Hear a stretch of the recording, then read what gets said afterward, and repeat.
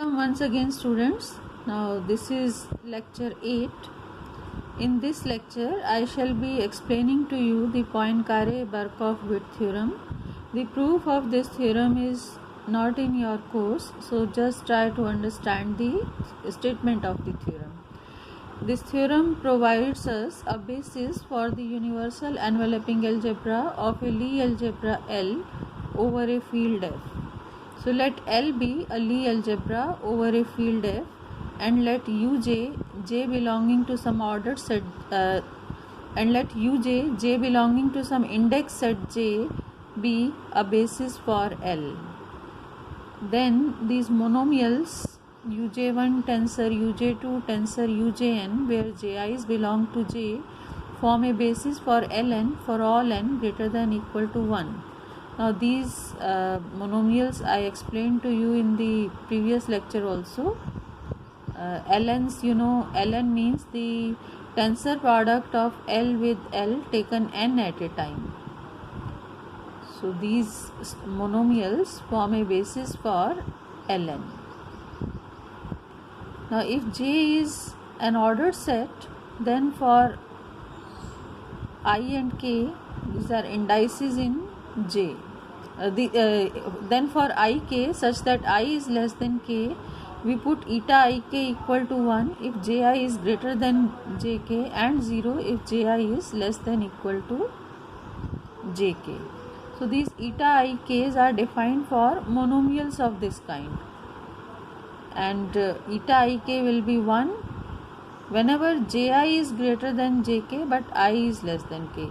So if we have J1 greater than J2, then eta 1 2 will be 1, and otherwise it is 0. Similarly, if J2 is greater than J3, then eta 2 3 will be 1, and otherwise it is 0.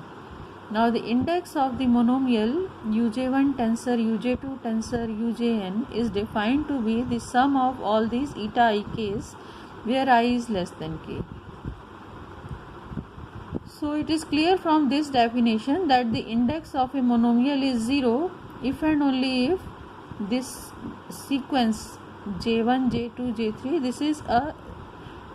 this is an ascending chain, because whenever there is a switch, that means I is less than k but Ji is greater than jk, then eta ik will contribute 1.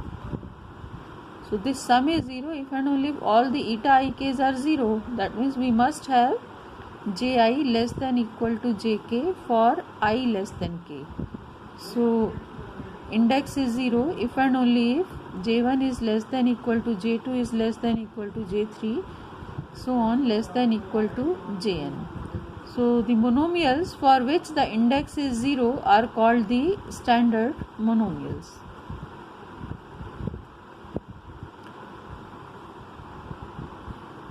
Now let Ji be greater than let Jk be greater than Jk plus 1. So if index of the monomial Uj1 tensor Uj2 tensor Ujn is L, then what will be the index of this monomial?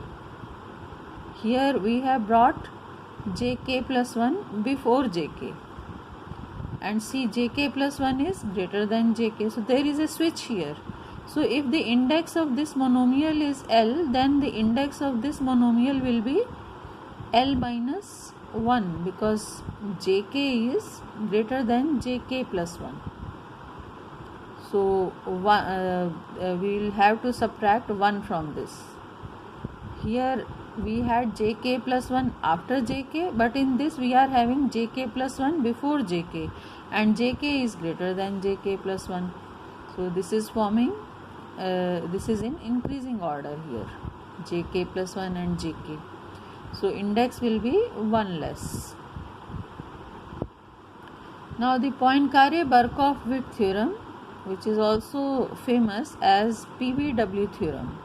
This theorem states that if L is a Lie algebra over a field F with basis Uj, J belonging to J, and if J is an ordered set, then the cosets of 1 and standard monomials form a basis for the universal enveloping algebra A equal to TL upon R of L. See, elements of this A are cosets because A is TL upon R. So elements will be of the type x plus R, where x is in TL. So this theorem says that cosets of 1 and the standard monomials. Coset of 1 will be 1 plus R. 1 belongs to the field F, which is equal to L naught.